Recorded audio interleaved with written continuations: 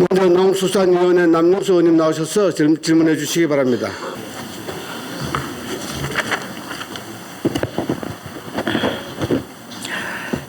존경하고 사랑하는 260만 경북도민 여러분 안녕하십니까. 상주 출신 농수산위원회 소속 남영수 의원입니다. 먼저 본 의원에게 도정 질문의 기회를 주신 존경하는 배한철 의장님과 동료 의원 여러분께 감사드립니다. 또한 도민이 행복한 경북, 그 변화와 도약을 위해 애쓰고 계시는 이철우 지사님과 임종식 교육감님을 비롯한 관계 공무원 여러분께도 감사의 말씀을 드립니다. 오늘 본 의원은 저출생 문제와 지방소멸 위기 등 우리 경북이 직면한 과제에 대해 해결 방안을 함께 논의하고자 합니다. 이에 지사님과 교육감님을 비롯한 관계 공무원께서는 성실하고 책임있는 답변을 해주실 것을 당부드리면서 도정 질문을 시작하겠습니다. 먼저 2026년 12월 준공을 목표로 추진 중인 경상북도 농업 테크노파크의 성공적 추진과 관련해서 질문하겠습니다. 대한민국 농업 수도를 자부하는 상주에서 지난해 4월 기공식을 연 경상북도 농업 테크노파크 조성 사업은 도농업 기술원을 이전하기 위한 경상북도 농정의 핵심 현안 사업입니다. 잘 아시다시피 농업 테크노파크는 관련 기관과 유기적인 협력 네트워크를 구축하고 지역 실정과 특성에 맞는 발전 전략과 정책을 수립해서 농가 소득 증대와 강소농 기술 기업을 발굴 지원하는 농산업 육성의 거점 기관입니다. 지난해 기공식에서 처음 접한 경상북도 농업 테크노파크라는 명칭에 적잖이 놀랍기도 했지만 경북 농업 혁신과 변화의 첫걸음이자 농업을 첨단 산업으로 바꾸는 테크노파크 역할을 수행할 것이라고 말씀하신 지사님의 더 기대감이 컸습니다. 농촌진흥법에 따라 설치된 농업기술원은 농업 경쟁력을 강화하고 미래 농업을 견인하는 매우 중요한 기관입니다. 따라서 충분한 연구 역량을 갖춘 전문 인력 확보가 가장 중요한 관건이지만 대구에 있는 현재도 인력 확보에 적지 않은 어려움을 겪고 있는 실정입니다. 그런데 농업기술원이 중소도시인 상주로 이전을 완료 후에는 우수한 연구인력 확보에 더 많은 어려움을 겪게 될 것이며 현재의 인력마저 유출되지 않을 것이라 장담할 수 없습니다. 그러므로 단순히 농업기술원을 이전하는 것만으로는 농업 테크노파크는 물론 현재의 연구 역량을 유지하는 것도 어렵습니다. 그래서 하루빨리 농업 테크노파크로서의 기능을 확장하기 위한 계획 수립이 필요합니다. 농업 테크노파크와 불과 10분 거리에 스마트팜 혁신결비가 조성되어 있습니다.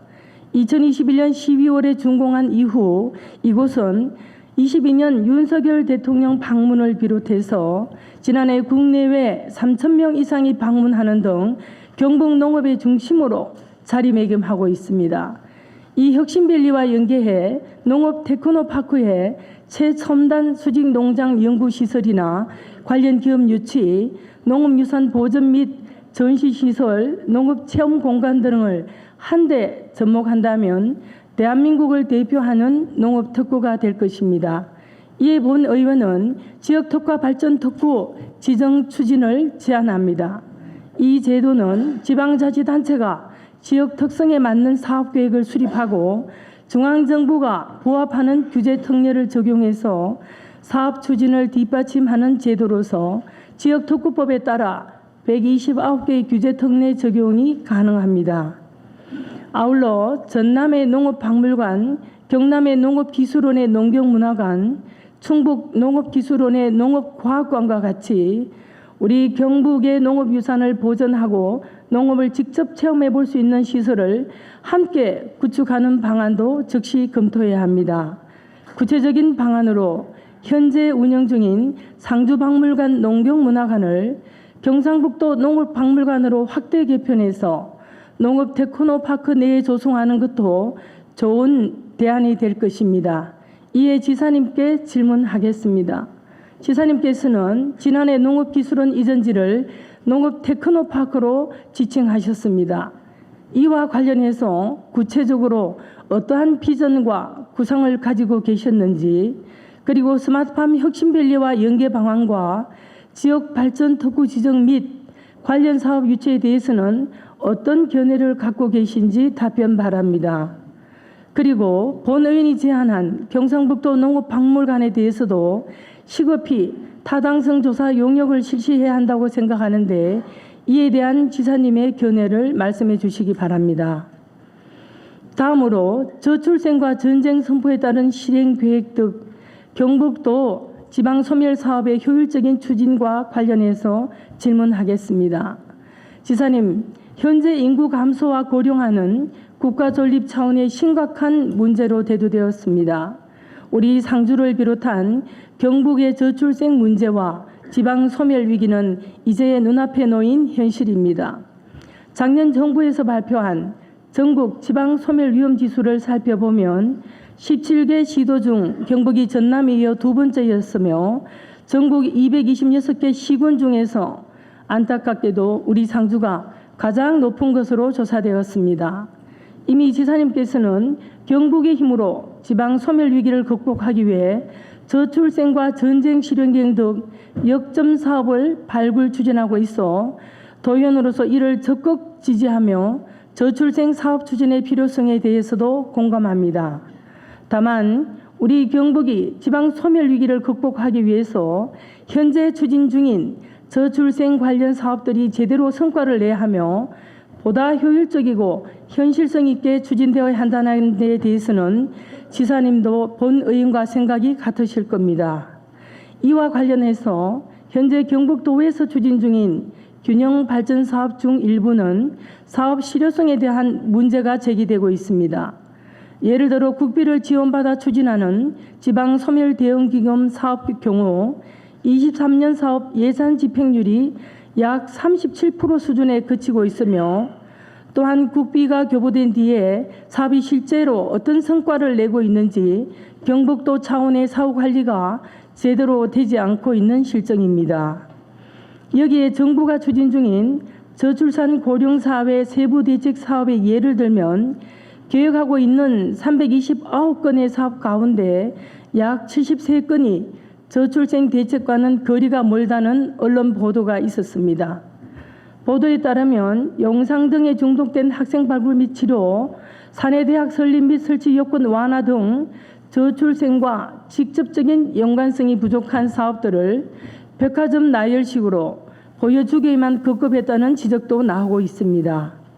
이와 대비하여 현재 지사님께서 역점적으로 추진 중인 저출생 전쟁 관련 사업의 경우에도 일부 사업 내용이 현실과 맞지 않거나 기대 효과가 미흡하다는 지적이 있으며, 사업 추진 과정과 예산 사용에 대한 투명성이 부족하다는 언론의 문제 제기도 있었습니다.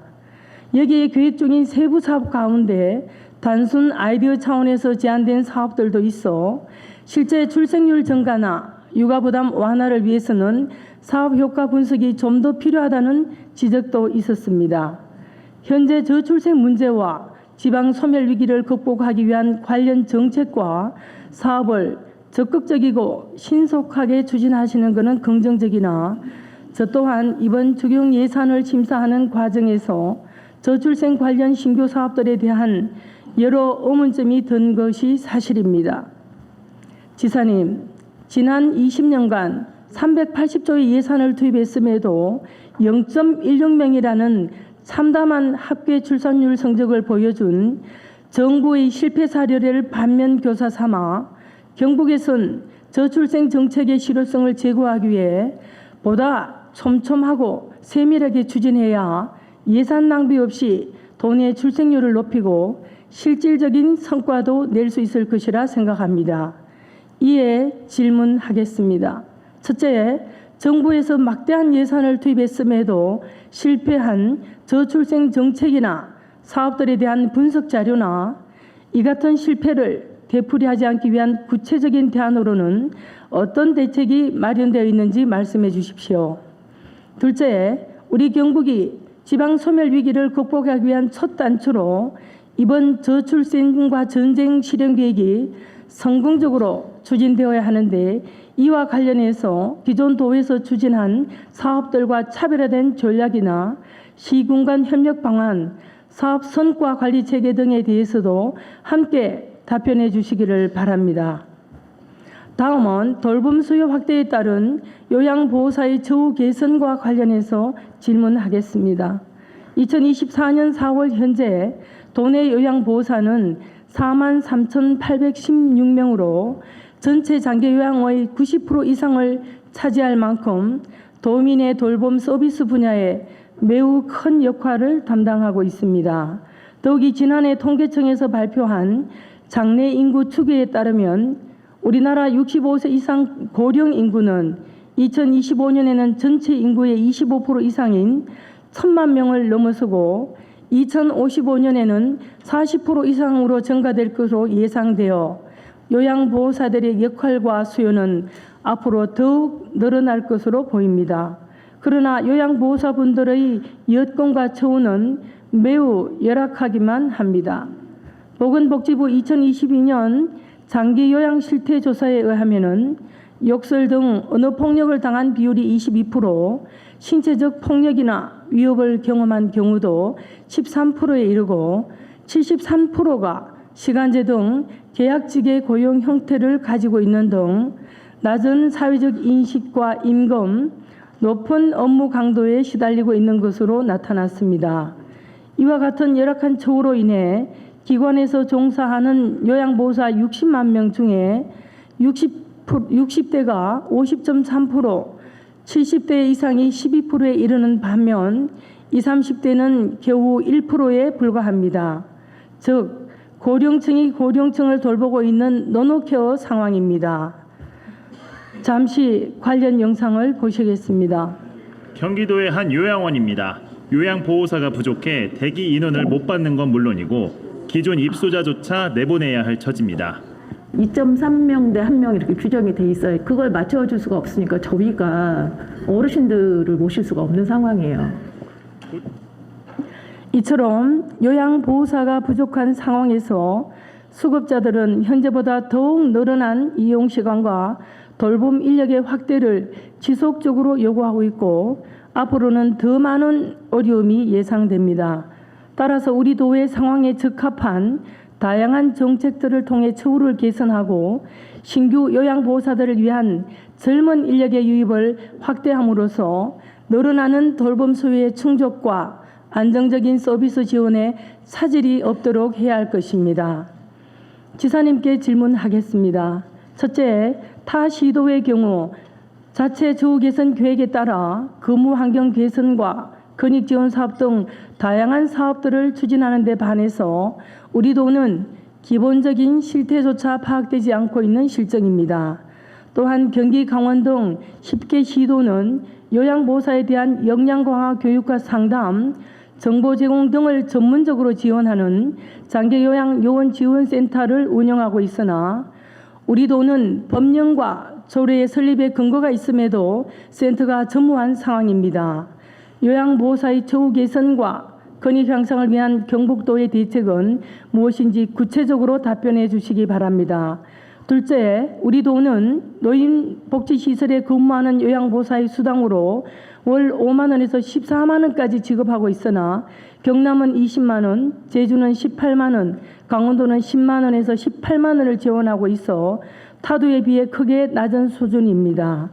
또한 우리 도의 65% 이상 고령 인구 비중이 전체 인구 25%를 차지하며 전남에 이어 전국에서 두 번째로 높은 상황으로 종사자들의 사기 진작을 위해서라도 전국 최고 수준의 수당 지원이 필요하다고 생각하는데 이에 대해서도 답변 바랍니다. 다음 질문인 경상북도 여성농업인 지원 정책과 관련해서는 서면 질문과 서면 답변으로 대처하고 속기록에 등재해 주시기 바랍니다. 다음으로 교육감님께 질의하겠습니다. 최근 연이어 언론에 보도된 도내 학교 성비위 불법 촬영 등으로 경상북도 교육의 신뢰가 무너질 수 있다는 우려에서 질문을 드리고자 합니다. 교사가 학교장에게 6개월 동안 성추행에 시달린 사건도 발생하였고 학생이 저지른 불법 촬영 범죄가 구미 지역에서만 2달 새에 2건이나 발생했고 그중 한 건은 불법 유포까지 되었다는 점에서 충격적입니다. 사건 처리 과정에서 학교와 교육청의 안일한 대응으로 2차 피해가 발생한 점도 짚고 넘어가야 합니다. 성추행 피해 교사가 가해자인 학교장으로부터 70회가 넘는 문자 스토킹을 당하도록 방치했고 불법 촬영 가해 학생을 학습권을 보장한다는 명목으로 징계 심의 기간 동안 정상적으로 학교 생활을 하게 해 학생들에게 잘못된 인식을 심어줄 수 있는 나쁜 선례를 남기고 말았으며 불법 촬영 영상 유포 사건의 경우 학교가 사건을 인지하고도 무려 3주가 지나서야 가해자가 특정되고 피해자와 분리 조치가 이루어졌습니다.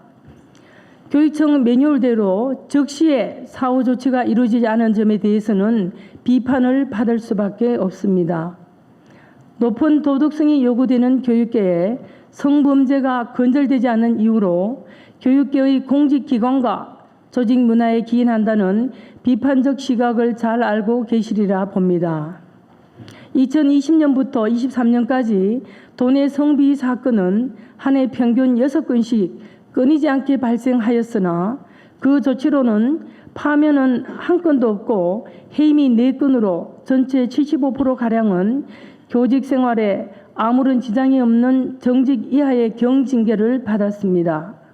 학생들을 위해 헌신하는 대다수의 교육자들이 소신을 가지고 교육 업무에 매진하며 학생들은 안심하고 학업에 열중할 수 있도록 교육자와 학생 모두 성범죄에 대해서는 엄중하고 무거운 처분으로 교육계가 쇄신되어야 합니다. 교육계의 성인지 감수성 문제도 언급하지 않을 수 없습니다. 성인식 개선 교육 강화를 위해서는 우선 전문적이고 효율적인 상담 체계를 갖추어야 하는데 현재 각급 학교에는 성고충 상담 기구를 두고 남녀 각 1명 이상 상담 인력을 배치하여 성고충 상담을 하도록 되어 있으며 주로 보건교사나 교직원이 업무를 담당하는 실정입니다.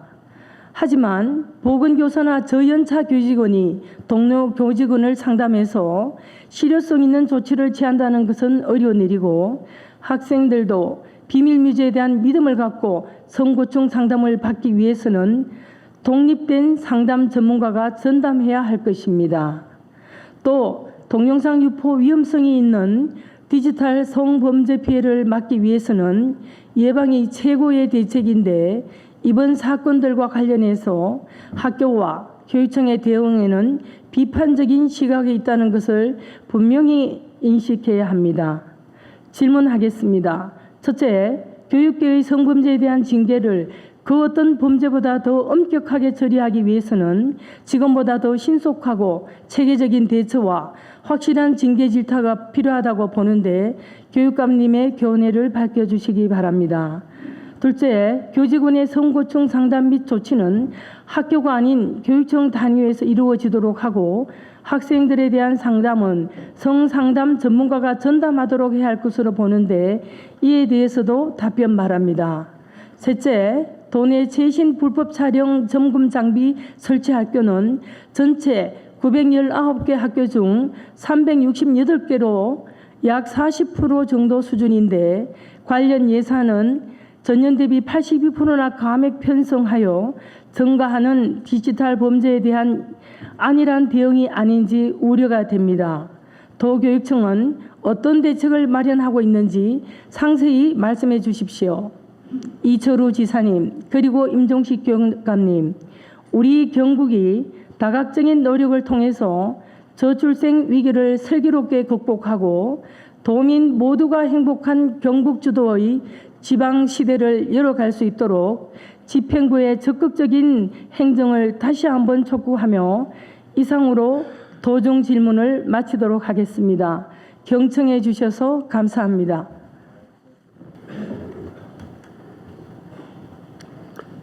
예, 남영수 의원님의 질문에 대한 집행부 답변을 듣도록 하겠습니다. 예, 이철우 도지사님 나오셔서 답변해 주시기 바랍니다. 남정석 의원님이 경북 농업 테크노파크의 성공적 추진 방안, 저출생과 전쟁 실행 계획 경북도 지방 소멸 대응 사업의 효율적 추진 방안, 돌봄 수요 확대에 따른 요양보호사 처우 개선 대책을 질문 주셨습니다. 또 이에 농수산위원회 위원장으로 많은 정책적 대안을 제시해 주고 계시며 특히 원둔형 청소년 발생을 예방 지원하는 제도적 지원 근거인 경상북도 원둔형 청소년 지원에 관한 조례안을 대표 발의하는 등 활발한 의정 활동을 보여주고 계십니다. 오늘 질문 요지도 아주 핵심적인 것만 해주셨는데 경북도가 저출생과 전쟁하는데 100대 가제 실행했는데 잘못된 게 있다 해가지고 아직 실시도 안 했는데 잘못됐다 해가지고 참고를 잘하겠습니다. 저출생과 전쟁 선포는 우리 도에서 1월달에 선포를 했는데 이 나라가 망할 판입니다. 도가 망하는 게 아니고 나라가 망할 판입니다. 오늘 이 방송을 보고 있는 도민들께 보고 드리면 5천만 인구를 유지하려면 1년에 70만 명 태어나야 됩니다. 그리고 80년 살면 7, 8이 56입니다. 중간에 사고도 생기고 하니까. 그런데 23만 명 태어났습니다. 앞으로 점점 줄어들 겁니다. 지금 태어나는 어린이를 낳는 사람들은 30대라고 봐야 되는데 30대는 그때 70만, 80만 명 태어났습니다. 그 80만 명, 20만 낳았으니까 4분의 1 놓는 겁니다. 그러면 20만이 나중에 5만 놓는 겁니다. 비율이 그대로 갔을 때 비율은 점점 줄어들더라고요. 그러면 대한민국에 5만 명이 100년 살아도 500만 나라가 되는 겁니다. 500만 나라가. 멀지 않아서 그래 됩니다. 그래서 이런 나라가 유지가 되느냐. 그래서 무엇보다도 저출생에 대한 대책을 마련해야 되는데 저출산율은 두 사람이 결혼해서 2.1을 낳아야지 평균이 됩니다. 결혼 안 하는 사람도 있고 하기 때문에 2.1m로 내려가면은 저출산이라 이렇게 학자들이 정했습니다. 1.3이 내려가면은 그거는 초저출산입니다. 우리는 0.72가 됐으니까 초저출산입니다. 그런데 2.1이 깨진 데가 언제냐? 83년도에 깨졌습니다. 83년에 40년 전에 그때도 산하 제한을 했습니다. 그래서 그때 우리가 정신을 차리고 산하 제한을 하는 게 아니고 출산 장려 정책을 했어야 됩니다. 그래서 정부의 대응책은 2006년도에 와서 저출산 고령화 위원회를 만들었는데 저출산 고령화 위원회는 비상근 조직으로 공무원들이 파견 나와서 일하는 그런 조직으로 만들었습니다. 그래가 그때부터 지금까지 380조를 썼다 이렇게 이야기하는데 그 계산은 허구가 많습니다. 과거에 청년 정책에 있던 거를 저출산 정책으로 옮겼는 것들이 많고 피부에 와닿질 않습니다. 그래서 도에서는 어떻게 하겠느냐. 피부에 와닿고 수요자, 그렇게 임신하고 아기를 놓는 엄마 아빠들이 느낄 수 있는 정책. 그게 뭐냐. 아기를 놓으면 나라에서 다 케어줘야 됩니다. 통계를 보니까 우리 도에서 아기 놓으면 출산 장려금을 주는데 들쭉날쭉입니다. 출산 장려금 많이 주는 데나 거의 안 주는 데나 출산율 변화는 전혀 없습니다. 오히려 안 주는 데가 출산율이 더 높은 데가 많습니다. 그래서 돈 줘가는 안 된다는 결론입니다. 그래서 제가 하는 거는 첫째로 30대 절반이 결혼을 안 했습니다. 지금 이 사람들을 결혼을 어떻게 하면 하도록 만들어주느냐. 만남을 주선해 줘야 됩니다. 그래서 도에서는 크루즈 같은 거 빌려서 이 청춘 남녀들을 크루즈에서 만나도록 좀 해주자. 기발한 아이디어를 많이 만들고 있습니다. 만나도록 하고 또 결혼하면은 제일 문제가 뭐냐. 집 문제더라고요. 집을 어떻게 빌려주느냐. 사주는 거는 굉장히 어렵습니다.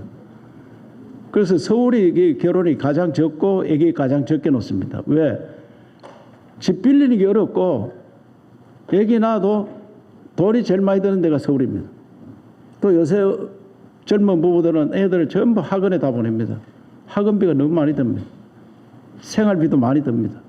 그래서 우리 도에서는 만날 결혼한다면 집 빌려주고 그 다음에 애기 놓으면 100% 봐주는 그런 정책을 합니다. 그렇게 돈이 무진장하게 듭니다. 그래서 지난번 의원님들께서 추경에 한 1,100억 해주고 그중에 200억은 뭉태기 그냥 이름 없이 해주셔서 정말 감사드리고 이런 돈을 필요한 데 써야 됩니다.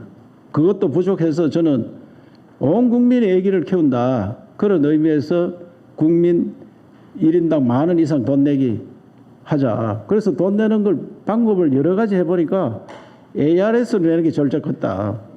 그래서 지금 며칠만 지나면 ARS에 전화 한 통하면 10,000원 기부되도록 그래서 의원님들 만나는 사람마다 10,000원 기부할 수 있도록 전화번호를 060-700에 1988입니다. 그런데 요거 절차가 있기 때문에 며칠 있어야 됩니다. 그래서 꼭 하셔서 온 국민이 아기를 키우는 그런 제도로 가는데 가장 예를 쉽게 들면은 공동주택에 많이 살기 때문에 아파트 1층을 우리가 다 사든지 빌려서 거기 아기 놓은 사람들을 내려오면서 맡기면은 24시간 돌봐주는 겁니다. 가장 전문가들이. 그리고 그때는 초등학생까지 다 볼 수 있는 기관을 만들고 그 옆에는 경로당 만들어서 경로당에 오신 분 중에 뭐 아기를 봤던 분들도 있고 훈련이 된 분들은 여기 가서 같이 놀 수 있도록. 그래서 저는 요새 젊은 분들은 혼자 아기 보는 것도 힘들어합니다. 전업주부라도. 그러면 전업주부도 그 내려가서 아기를 맡기면은 봐주고 또 그 전업주부가 혼자 와서 놀면은 내가 내 아들도 보지만은 다른 집의 애들도 볼 수 있거든요. 그게 감독이 됩니다. 그래서 수당을 많이는 안 줘도 내려와 있는 시간 수당 드리는 그런 제도를 하려고 합니다. 그래서 뭐 여러 가지가 있습니다. 수도권을 분산해서 지방으로 가야지. 수도권이 가장 얘기를 적게 놓습니다. 지방은 우리는 그래도 원래 1사분기는 0.93이더라고요. 작년도 0.86인데 좀 올라갑니다. 서울은 0.55입니다. 0.55. 분산해서 살아야 되고 그리고 결혼이 늦습니다. 34세 남자 초혼이. 그래서 일찍 결혼을 할 수 있도록 사회에 일찍 나와야 됩니다. 사회를. 그래서 우리나라 70% 80% 대학 가는 제도를 바꿔야 됩니다. 대학생은 25% 정도 필요합니다.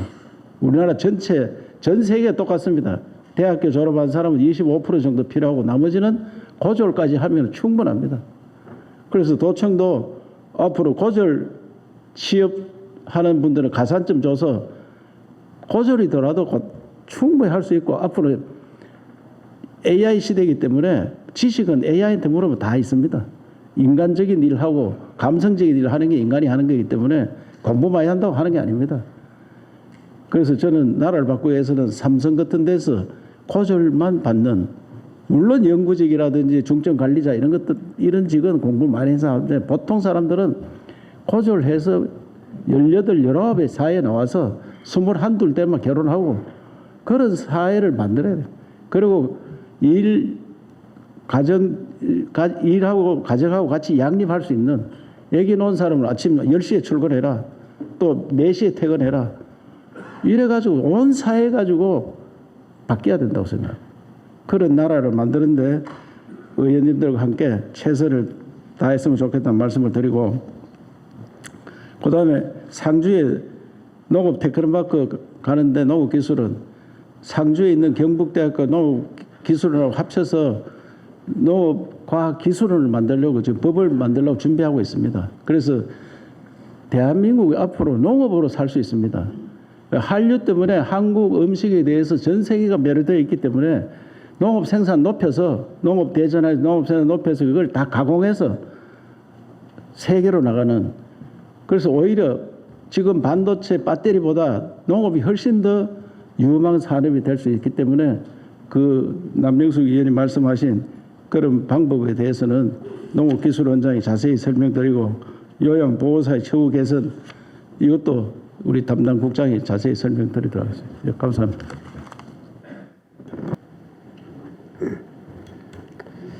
다음은 임종식 교육감 나오셔서 답변해 주시기 바랍니다.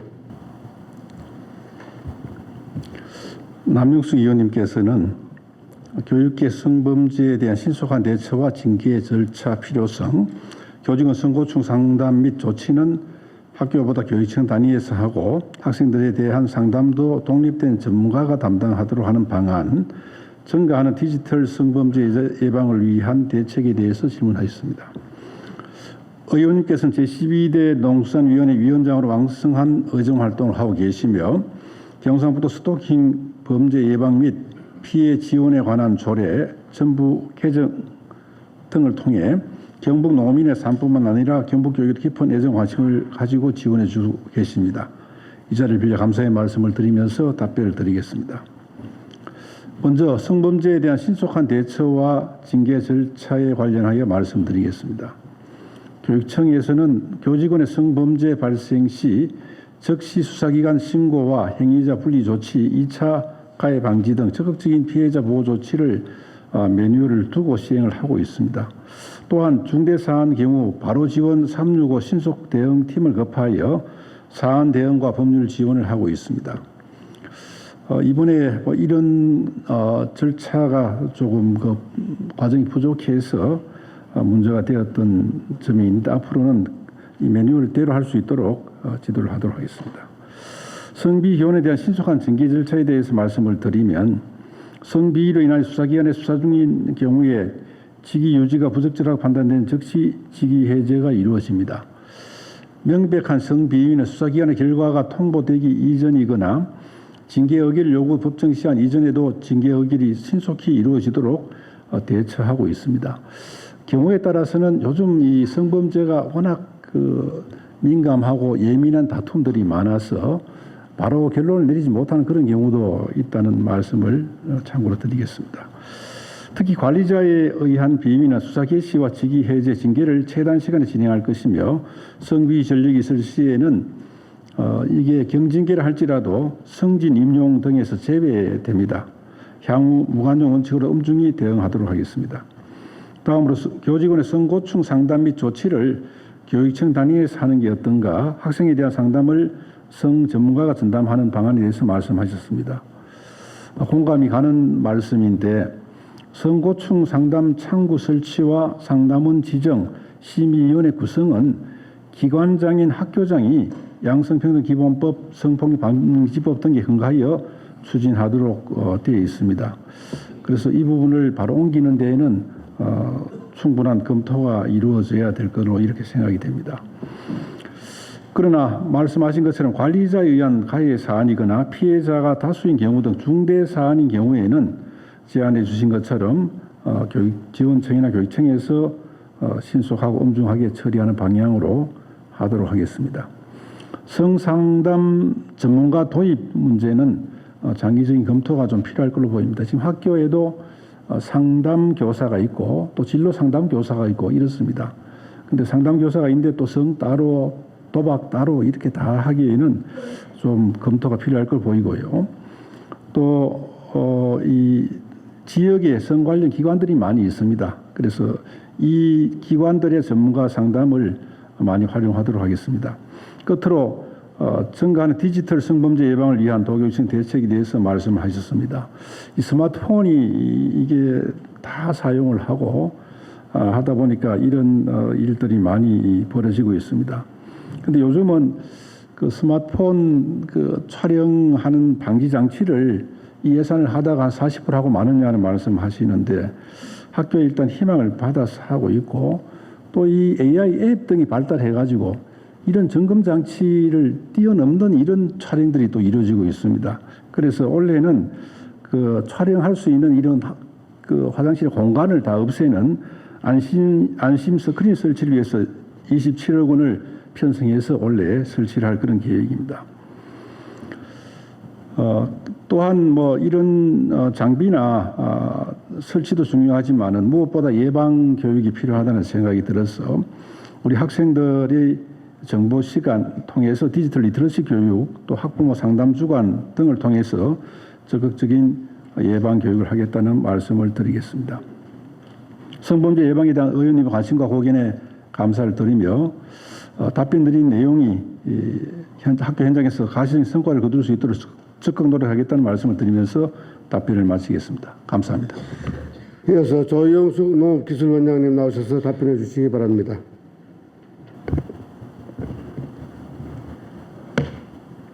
농업기술원장 조영숙입니다. 남영숙 의원님께서 농업테크노파크 기능 수행을 위한 비전과 구상, 상주 스마트팜 혁신밸리와의 연계 방안과 지역 특화 발전 특구 지정, 경상북도 농업박물관 추진에 대해 질문하셨습니다. 먼저 테크노파크 기능 수행을 위한 비전과 구상에 대해 답변 드리겠습니다. 농업기술원은 상주 이전에 대비하여 4차 산업혁명에 대응하고 연구중심 혁신을 위해 경북농업 테크노파크 4대 비전을 제시하고 체계적으로 추진해 나갈 계획입니다. 첫째, 에그테크 스타트업 파크는 대학, 기업과의 협력 연구, 시설 장비 공동 활용, 유망 스타트업 창업 보육으로 안정적인 창업을 지원할 계획입니다. 둘째, 농촌 인적 자원 에듀케이션 파크는 창농 희망 청년 농업인을 발굴하고 수요자 특성에 맞는 작목 추천과 기술 교육을 체계적으로 추진하겠습니다. 셋째, 농업 통합 정보 서비스 파크는 기후변화 대응과 미래 유망 작목을 발굴하고 빅데이터 센터, 식물 공장 등을 설치해 농업 관련 정보를 통합 관리하고 서비스하겠습니다. 넷째, 현장 에로 솔루션 파크는 현장의 에로 기술 신속 해결을 위해 토양, 병해충 등 진단 및 분석 업무를 일원화해 원스톱으로 결과를 제공할 계획입니다. 농업 테크노파크 4대 비전은 경북 농업 농촌의 미래를 반영한 계획으로 경북 농업을 혁신하고 새롭게 도약할 수 있도록 사전에 철저히 준비하겠습니다. 아울러 우수한 연구 인력의 확보를 위해 지역 대학과의 협력 등 다양한 노력을 기울이겠습니다. 농업기술원 이전 시 상주 스마트팜 혁신밸리와는 10분 내외 거리로 협력하기 좋은 여건입니다. 청년 창업 보육뿐만 아니라 데이터 활용, 신기술 적용 재배법 등 경영 컨설팅 실시로 교육 수료생이 성공적으로 경북에 정착할 수 있도록 혁신밸리와 연계를 강화하겠습니다. 또한 상주시가 스마트 농업에 특화될 수 있도록 스마트팜 지역 특화 발전 특구 지정을 중앙정부에 건의하는 등 사업 규제 완화와 섬세한 지원을 통해 청년 농업인의 스마트팜 진입 장벽을 낮추고 관련 사업이 활성화될 수 있도록 상주시와 적극 협력해 나가도록 하겠습니다. 마지막으로 경상북도 농업박물관 추진에 대해 답변 드리겠습니다. 현재 농업 관련 박물관은 국립 1개소, 도립 1개소, 시군 운영 5개소 등 전국에 총 7개의 농업 관련 박물관이 운영되고 있습니다. 농경 문화와 농업 기술의 과거와 현재, 미래 모습을 한 곳에서 접할 수 있는 농업 박물관의 필요성에 전적으로 공감합니다. 농업 박물관 설치에 타당성 및 위치, 소요 예산, 필요 인력 등에 대한 연구 용역과 관련 부서와의 면밀한 검토를 거쳐 추진토록 하겠습니다. 의원님의 농업기술원 이전에 대한 각별한 관심에 깊은 감사를 드리면서 농업기술원은 상주 이전과 더불어 농업테크노파크로의 혁신에 최선을 다하겠습니다. 감사합니다. 예, 남영수 의원님께서 경상북도 여성농업인 지원적정 관련 서면으로 질문하시고 답변을 요구하신 내용은 회의록에 등재토록 하겠습니다. 다음은 남영수 의원님의 돌봄 수요 확대에 따른 요양보호사 처우 개선 관련 질문에 대해 황영호 복지건강국장님 나오셔서 답변해 주시기 바랍니다.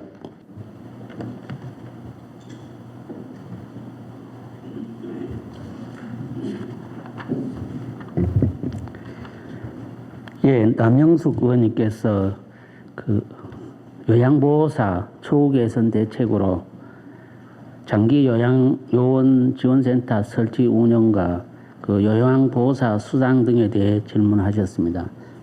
의원님께서 질문하신 바와 같이 요양보호사는 고령, 노인성 질환 등의 사유로 일상생활을 하기 어려운 어르신들에게 신체 활동을 지원하는 분들입니다. 현재 우리나라는 급격한 인구 고령화로 노인 인구 1,000만 명 시대를 앞두고 있으며 우리 도는 전체 인구 중 약 24.7%가 그 장기 요양 고령 인구로 그 장기 요양 서비스 수요가 확대될 것으로 예상되고 관련 종사자의 수도 증가할 것으로 전망됩니다. 2023년도 말 기준으로 우리 도내에는 요양보호사 자격 취득자 수가 16만 5천여 명이고 그 장기 요양기관 1972개소에 그 요양보호사 4만 3,800여 명이 근무하고 있습니다. 2008년 7월부터 노인장기요양보험법 시행에 따라 장기요양기관 관리 체계가 국민건강보험공단과 지자체로 이원화되어 있는 구조로 국민건강보험공단에서는 장기요양기관에 대한 운영비와 인건비를 지원하는 중심으로 운영하고 지자체에서는 장기요양급여 비용 지자체 부담금을 지원하고 종사자 수당 등 요양보호사 권익과 전문성 향상에 중점을 두고 있습니다. 먼저 요양보호사 수당 등의 경우 법인용 그 의료, 재가, 주거복지시설과 개인 노인의료복지시설 등에 근무하고 있는 종사자 8,158명을 대상으로 근무 연수에 따라 매월 5만 원에서 14만 원 차등 지급하고 있습니다. 또한 처우 개선을 위해 금년부터 10만 원의 복지 포인트를 지급하여 건강관리, 자기개발 등에 사용할 수 있도록 하고 전문성 향상 교육도 실시하고 있습니다. 종사자 수당 시도별 지급 현황을 보면은 시설형, 근무 연수 등에 따라 차이가 있으나 미지급 또는 6만 원 이하 시도가 전국 그 9곳으로 경상북도는 상위권에 있다고 할 수 있습니다. 장기요양요원 지원센터는 장기요양요원의 권리를 보호하기 위한 사업을 수행하기 위해 설치 운영하는 기관으로 타 시도의 의견으로는 종사자의 자존감 향상 등 긍정적인 측면도 있으나 국비 지원 미비에 따른 시설 운영비와 인건비에 대한 지방비 부담 증가와 기시행 중인 관련 보조사업 단체와의 마찰 등으로 여러 가지 문제사항도 발생하고 있는 것이 현실입니다. 설립 등에 대하여는 보다 면밀히 검토할 필요가 있다고 하겠습니다. 앞으로 장기 요양 서비스 수요 확대에 따른 종사자 처우 개선 대책과 관련하여는 2023년 11월에 수립한 제3차 장기 요양 기본 계획에 의거 단계별 지원금 상향 추진으로 재정 부담을 최소화하면서 시설형 및 근무 연수에 따른 차등 지급 조건의 일원화 등을 검토하여 노인복지시설과 장기요양기관에 소속된 요양보호사의 처우 개선과 지위 향상을 위해 최선을 다해 나가도록 하겠습니다. 의원님의 그 요양보호사 처우 개선에 대한 관심과 성원에 깊이 감사드립니다. 감사합니다.